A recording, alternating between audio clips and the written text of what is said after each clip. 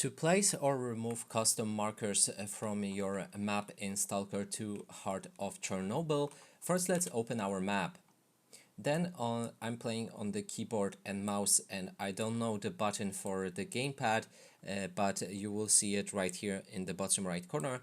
You can just hover over any area that you want to mark and right click on it like that.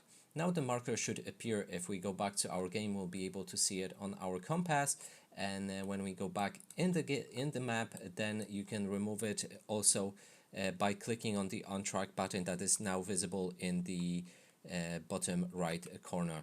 And now, as you can see, it's nowhere on my compass. We can also go back to the map to fully delete the marker by clicking on R, or the button again in the bottom right corner where I have R, to remove it from our map entirely.